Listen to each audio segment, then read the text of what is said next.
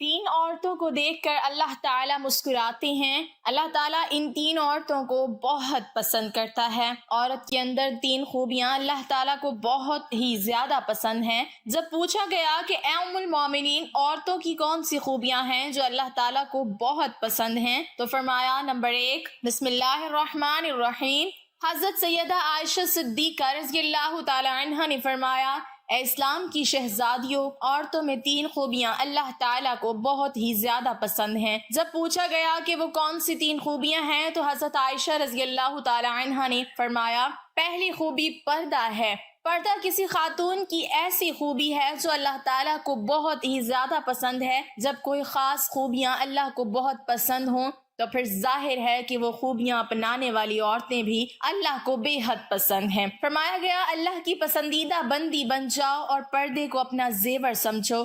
آج کل کی عورتیں کہتی ہیں جی اصل پردہ تو دل کا ہے، بس انسان کا ذہن پاک صاف ہونا چاہیے، صرف دماغ کا صاف ہونا ضروری ہے۔ تو میں کہتی ہوں کہ ذہن جتنا بھی پاک صاف ہو جائے، لیکن سیدہ فاطمہ الزہرا رضی اللہ تعالی عنہ سے زیادہ پاک صاف نہیں ہو سکتا۔ پردے کا حکم سیدہ فاطمہ رضی اللہ تعالی عنہ کو بھی دیا گیا تھا۔ جاہلیت قدیمہ کی طرح جاہلیت جدیدہ میں بھی ایک بار پھر بہنوں کی عزت و ناموس پر خطرات کے بادل منڈلا رہے ہیں۔ ان کی عصمتوں سے کھلواڑ کرنے کی کوششیں ہو رہی ہیں، انہیں برہنہ اور نیم برہنہ کر کے سرے بازار رسوا کیا جا رہا ہے، اور ایک منصوبہ بند سازش کے تحت انہیں شمع خانہ کے بجائے چراغ محفل بنایا جا رہا ہے۔ کل تک علماء شراب نوشی، لباس و پوشاک اور رہن سہن کے مغربی ہونے کا شکوہ ہی کرتے رہے کہ اب برقع اور حجاب بھی جدت کی راہ پر چل پڑے ہیں۔ ہمارے ہاں ایک رواج بن چکا ہے کہ اگر خدا نخواستہ کسی گھر میں کوئی فوت کی ہو جائے، کوئی عزیز رشتہ دار یا کوئی قریبی فوت ہو جائے، تو اس کی جدائی کا غم ہر چیز پر مسلط ہو جاتا ہے، حتیٰ کہ نماز پر بھی مسلط ہو جاتا ہے، پردے پر بھی مسلط ہو جاتا ہے۔ عورتوں کو اپنے پردے کا خیال نہیں رہتا،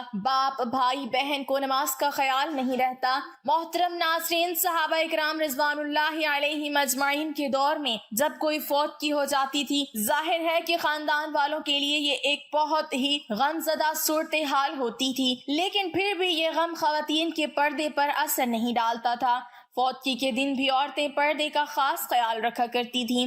ہر چیز پہ غم مسلط ہو جاتا تھا، لیکن نماز پہ مسلط نہیں ہوتا تھا۔ لوگوں کو پتا ہوتا تھا کہ ابھی نماز کا وقت ہونے والا ہے، اٹھو اور نماز پڑھو۔ میت اکیلی پڑی رہتی ہے، کوئی پرواہ نہیں، لیکن وہ لوگ ہر حال میں نماز پڑھتے۔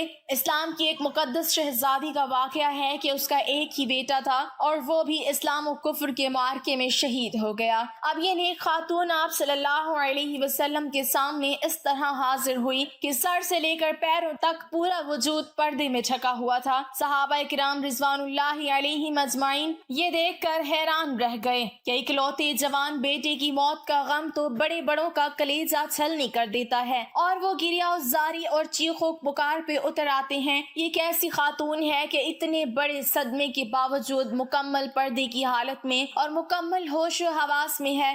اتنے بڑے صدمے کے باوجود یہ ابھی بھی پردے میں ہے۔ یہ اس دور کی بات ہے جب مشرکین کی عورتیں اپنے جوان بیٹوں کی موت پر نوحہ خوانی کرتی تھی، ماتم کیا کرتی تھیں اور بے پردگی کا عالم ہوتا تھا۔ اس نیک خاتون نے جب یہ باتیں سنی کہ یہ کیسی عورت ہے کہ اپنے جوان بیٹے کی موت پر بھی پریشان نہیں اور مکمل پردے میں ہے، تو اس نے کہا، میرے بھائیو، میرا بیٹا چلا گیا تو کیا ہوا، میرا ایمان تو نہیں گیا۔ یہ تھی اسلام کی مقدس شہزادیاں جن کی گود میں اسلام پلتا تھا۔ محترم ناظرین، حضرت عائشہ صدیقہ رضی اللہ تعالی عنہا نے فرمایا، دوسری خوبی جو اللہ کو بہت زیادہ پسند ہے وہ ہے اپنے شوہر سے ٹوٹ کر محبت کرنا۔ اب ایک عورت نکاح کے ذریعے سے اللہ اور رسول صلی اللہ علیہ وسلم کی رضا کے لیے اپنا آپ ایک اجنبی مرد کے حوالے کر دیتی ہے جسے وہ جانتی تک نہیں، اسے پہچانتی نہیں، اس کی طبیعت کا پتہ نہیں، اس کے مزاج کا پتہ نہیں کہ وہ کس طرح کا انسان ہے، پھر بھی نکاح کے ذریعے سے وہ اپنے آپ کو اللہ اور رسول صلی اللہ علیہ وسلم کی رضا کی خاطر ایک اجنبی مرد کے حوالے کر دیتی ہے۔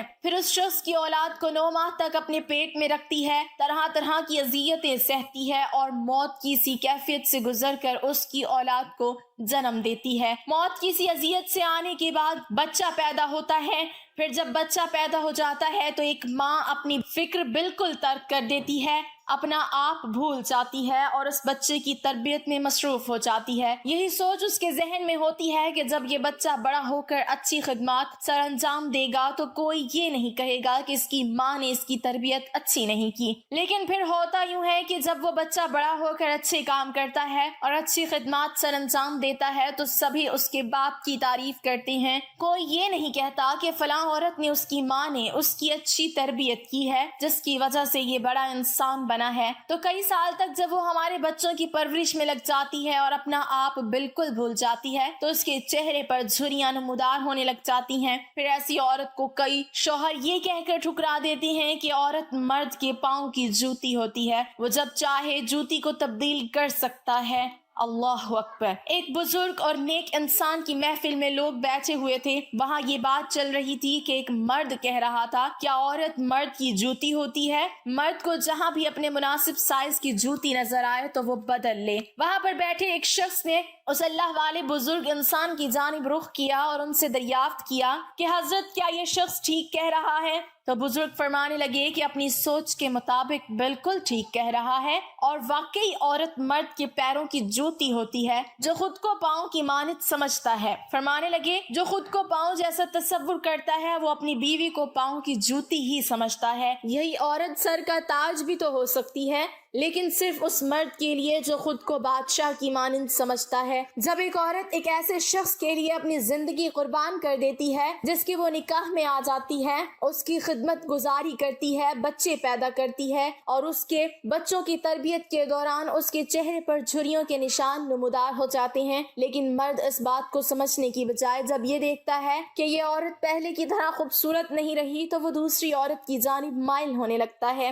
اور اپنی بیوی کو چھوڑنے کے لیے تیار ہو جاتا ہے۔ تو ایسا مرد اپنی بیوی کی ہستی بستی زندگی میں زہر گھول کر رکھ دیتا ہے اور اسے کانٹوں کے بستر پر سونے پر مجبور کر دیتا ہے۔ تو کیا یہی انسانیت ہے؟ خدارا اللہ کی ان رحمتوں کی قدر کیا کریں، وہ کسی بھی شکل میں ہوں، ماں، بہن، بیوی یا بیٹی، ان کو عزت دیا کریں۔ حضرت عائشہ صدیقہ رضی اللہ تعالی عنہا نے فرمایا کہ عورت کے اندر 3 خوبیاں اللہ تعالیٰ کو بہت ہی زیادہ پسند ہیں۔ جب پوچھا گیا کہ اے ام المومنین، عورت کی وہ کون سی خوبیاں ہیں جو اللہ تعالیٰ کو بہت پسند ہیں، تو فرمایا نمبر 1 پردہ، یعنی پردہ کرنے والی عورت اللہ کو بہت ہی زیادہ پسند ہے۔ نمبر 2 شوہر سے ٹوٹ کر محبت کرنا، یعنی شوہر سے بے انتہا محبت کرنے والی عورت بھی اللہ تعالیٰ کو بہت ہی پسند ہے۔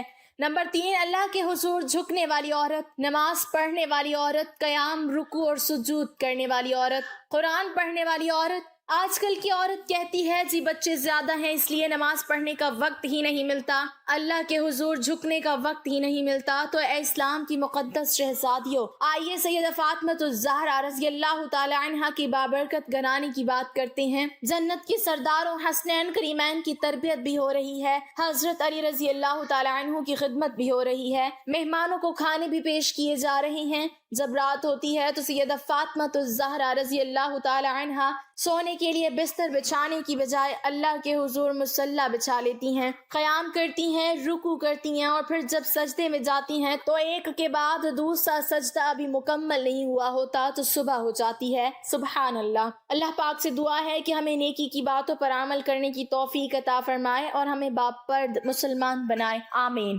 ناظرین، کمنٹ باکس میں اللہ تعالیٰ کے 99 ناموں میں سے ایک نام ضرور ٹائپ کریں۔